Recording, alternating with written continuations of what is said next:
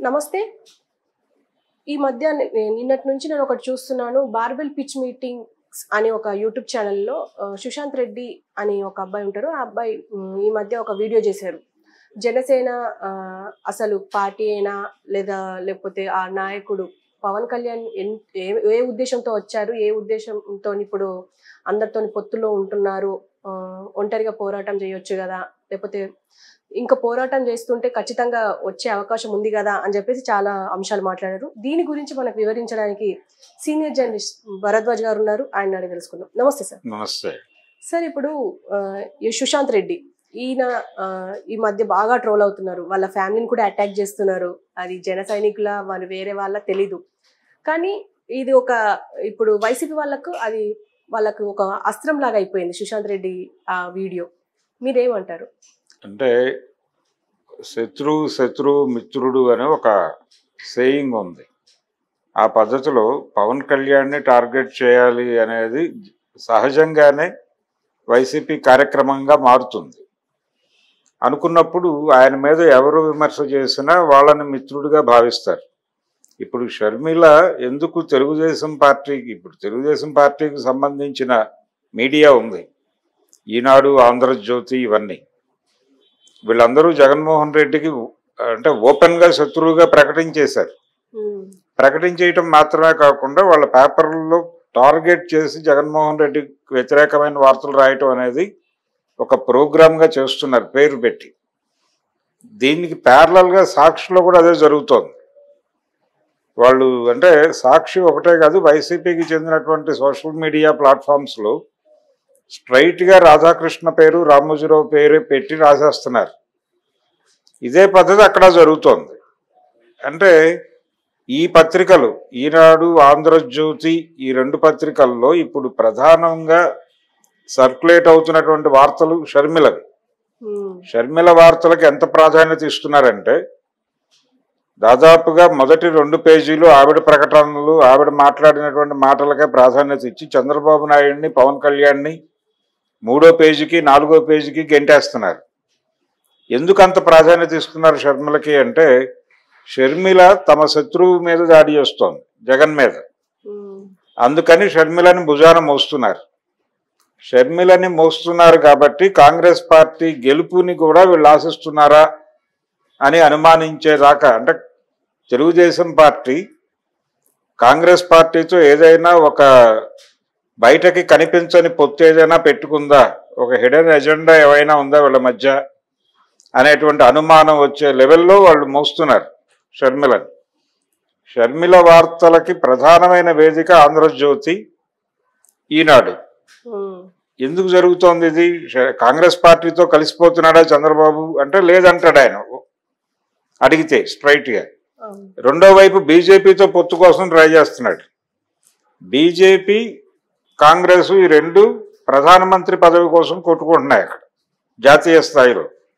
ఈ 2 పార్టీలతోనూ పొత్తు పెట్టుకోవడానికి ఈయన ట్రై చేస్తున్నాడు చంద్రబాబు నాయుడు అనిపిస్తుంది చూస్తే.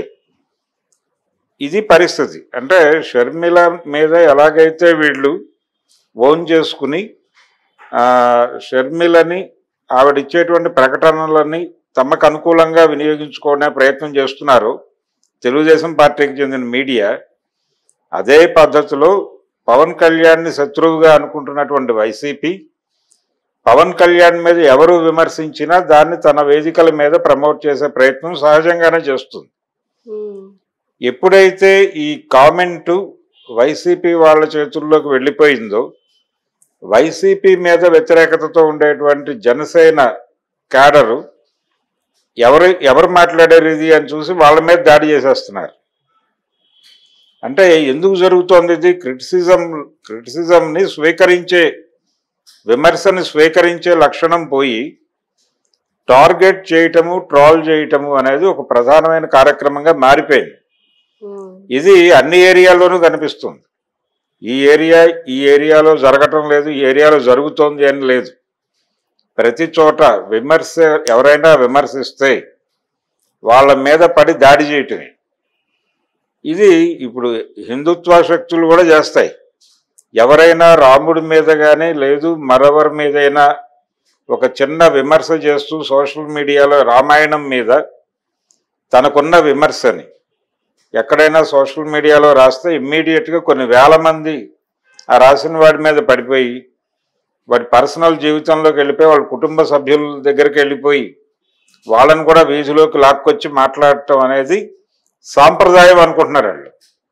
అది కల్చర్గా మారిపోయింది. అది కల్చర్గా మారిపోయి ఇప్పుడు ఇతను ఈ సుశాంత్ అనే అతను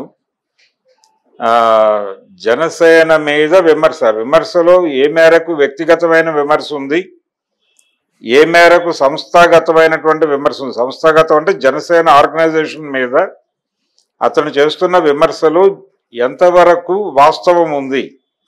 ప్రధానమైన విమర్శ ఏమిటి అతను చేస్తోంది?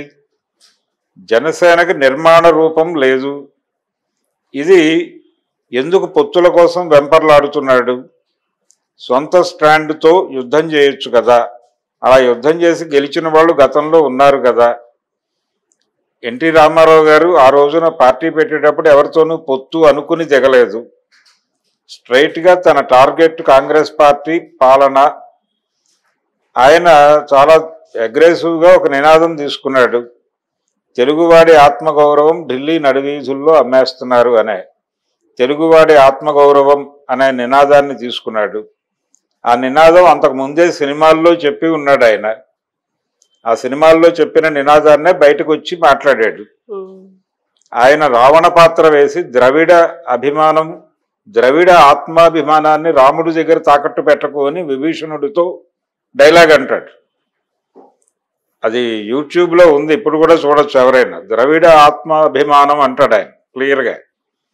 ద్రవిడ ఆత్మాభిమానాన్ని ఆర్య రాముడి దగ్గర తాకట్టు పెడుతున్నావు నువ్వు అని విభీషణుడితో రావణ పాత్రలో ఎన్టీ రామారావు అంటాడు.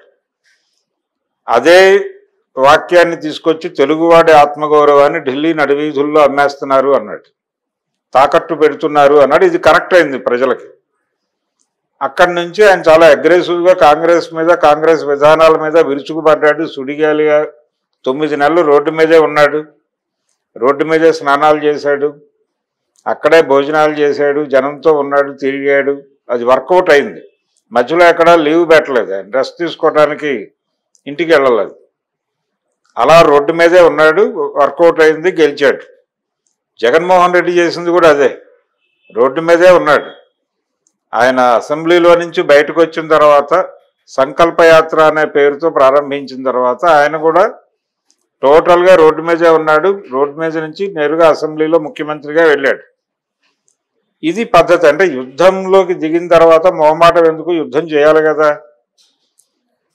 ఆర్థికమైనటువంటి వెసులుబాటు కోసం నేను సినిమాలు చేస్తాను, సినిమాల్లో వచ్చిన డబ్బులు ఇక్కడ పెట్టడం కోసం సినిమాలు చేస్తున్నాను తప్ప సినిమాలు చేయాలనేది ఆ వ్యామోహంతో చేయట్లేదని పవన్ కళ్యాణ్ మాట్లాడతాడు. ఎన్టీ రామారావు రాజకీయాల్లోకి వచ్చినప్పుడు ఆయన టోటల్గా ఆస్తులన్నీ పనిచేసి వచ్చేసాడు. నా దగ్గర ఏమీ లేదు బూడిద అనేది చాలా పాపులర్ స్టేట్మెంట్ అయింది. ఎవరి డబ్బులు వాళ్ళే పెట్టుకుని రాజకీయం చేయాలి అన్నాడు ఆయన. చాలామంది ఆ మాట విని వచ్చారు. చాలామంది వాళ్ళ ఆస్తులు ఇబ్బందుల పాలు చేసుకున్న సందర్భం కూడా ఉంది రామారావుతో ట్రావెల్ అవటం వలన. ఆ టైంలో ఇన్ని జరిగినప్పటికీ ఆయన అధికారంలోకి వచ్చాడు. అంటే ఒక పోరాటం చేయాలి అనే స్పిరిట్ ఉండటం వలన జరిగిన కార్యక్రమం అది. అలా ఈయన కూడా చేయొచ్చు కదా అనేది ఎక్స్పెక్టేషన్. ఎంజి రామచంద్రన్ పార్టీ పెట్టాలి అనుకున్నప్పుడు కూడా ఒక్కడనే బహిష్కరించారు ఆయన. డిఎంకే నుంచి బహిష్కరించారు కరుణానిధి గారు. అంటే పార్టీ వ్యతిరేక కార్యక్రమాలకు పాల్పడుతున్నాడు అనే ఎలిగేషన్ మీద బయటకు పంపించారు ఆయన్ని. ఏం చేయాలి అనుకున్నాడు, వెంటనే పార్టీ అనౌన్స్ చేశాడు. సినిమాల్లో ఉన్నాడు ఆయన, వదిలేశాడు. ఇమ్మీడియట్గా రాజకీయాల్లోకి మారాడు, రోడ్డు మీదే ఉన్నాడు, సీఎం అయ్యాడు. ఆ తర్వాత కరుణానిధిని ఏరియాకి రానివ్వలేదు. ఎంజీఆర్ బతుకున్నంత కాలం ఆయన ముఖ్యమంత్రి కాలేకపోయాడు కరుణానిధి. ఇది ఈ స్పిరిట్ కావాలి అనేది అతని సెన్స్. సుశాంత్ ఆ స్పిరిట్ని పవన్ కళ్యాణ్లో చూడాలనుకుంటున్నాడు. అతను పవన్ కళ్యాణ్లో ఆ స్పిరిట్ కనబడటం లేదు అని ఆవేదన పడ్డాడు. ఈ ఆవేదనని ఇదే ఆర్గ్యుమెంటు ఇంకొక టైపులో వైసీపీ పెడుతుంది. ఎందుకు తెలుగుదేశంతో కలుస్తున్నాడు ఇతను? వైసీపీ ప్రోగ్రామ్ ఏమిటి? పవన్ కళ్యాణ్ మీద కాపు కమ్యూనిటీలో ఉన్నటువంటి నమ్మకాన్ని డిస్టర్బ్ చేయాలి అనేది వాళ్ళ వ్యూహం. అందుకోసం ఇతను కావాలని టీడీపీతో కలుస్తున్నాడు.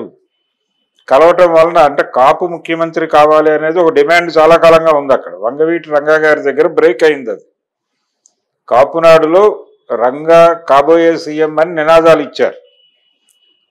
అప్పటి నుంచి అది నినాదంగానే ఉండిపోయింది. ఆ తర్వాత ఆయన హత్య జరిగింది, ఆయన చనిపోయిన తర్వాత ఆ వ్యాక్యూమ్ని ఎవరు ఫిల్ చేయట్లేదు అనేటువంటి ఒక అభిప్రాయం కాపు సామాజిక వర్గంలో ఉంది. ఈ రోజుకి ఆంధ్ర తెలంగాణలో చాలా ఊళ్ళల్లో ఆయన విగ్రహాలు కనిపిస్తాయి, రంగావి, వంగవీటి మోహన్ రంగావి. అలాంటి నాయకుడు మళ్ళీ రాలేదు. చిరంజీవి వస్తాడు అనుకున్నాం, చిరంజీవి ఆ లెవెల్లో నడవలేదు. పవన్ కళ్యాణ్ నిలబడతాడు అనుకున్నాం, పవన్ కళ్యాణ్ వెళ్ళిపోయి, అంటే రంగాన్ని ఎవరైతే చంపారో ఆ పార్టీతో కలుస్తున్నాడు అనేది ప్రధానంగా ఎస్టాబ్లిష్ చేసే ప్రయత్నం వైసీపీ చేస్తోంది. ఆ రోజున వంగవీటి రంగా హత్య వెనకాల ఉన్నటువంటి సూత్రధారులు చంద్రబాబు నాయుడు, కోడెల శివప్రసాద్, వాళ్ళిద్దరూ నడిపించినటువంటి హత్య అది. ఈ విషయం ప్రపంచంలో అందరికీ చాలా స్పష్టంగా తెలుసు. ఆ పార్టీతో ఇతను కలవటం అనే దాన్ని ఎక్కువ ఫోకస్ చేసి, అది ఒకవేళ పొత్తు పెట్టుకున్నప్పటికీ నేను సీఎం అవ్వాలి అని నువ్వు అడగాలి కదా, లేదు కనీసం పవర్ షేరింగ్ అయినా అడగాలి కదా అని వాళ్ళు కాపు సామాజిక వర్గానికే చెందినటువంటి చేగొండి హర్రామ్ జోగయ్యతో లెటర్స్ రాయించటం, ఈ కార్యక్రమాలు చేయటం ద్వారా, అలాగే ఆయన ముద్రగడ పద్మనాభం గారితో అడపాదడపా విమర్శలు చేయించటం, ఈ కార్యక్రమాలన్నీ చేస్తున్నారు. పవన్ కళ్యాణ్ వైపు కాపులు పూర్తిగా చేరకుండా డిస్టర్బ్ చేయటం. కనీసం అంటే ఇప్పుడు ప్రస్తుతం ఉన్నటువంటి పద్ధతిలో 60% అటు 40% ఇటు ఉన్నారు వాళ్ళు. అందులో 60% ఇటు జరిపి 40% పవన్ కళ్యాణ్తో వెళ్లేలాగా చేయటం కోసం వాళ్ళ యుద్ధం వాళ్ళు చేస్తున్నారు. పవర్ పాలిటిక్స్, ఎవరి గెలుపు కోసం వాళ్ళ ప్రయత్నం. అందుకోసం పవన్ కళ్యాణ్ డిస్టర్బ్ చేసే వీడియోలు వీళ్ళకి అవసరం వైసీపీకి. ఆ వీడియోలు ఇతను ఇస్తున్నాడు, అది కోపం వాళ్ళకి, జనసేనకి. ఎందుకు టార్గెట్ చేస్తున్నారు పవన్ కళ్యాణ్ని? పవన్ కళ్యాణ్ మీద విమర్శ చేయకూడదా? విమర్శలకు అతీతంగా ఎవరైనా ఉంటారా? అచ్చెన్నాయుడు గారు కూడా చంద్రబాబు మీద విమర్శలు చేశాడు కనిపించకుండా.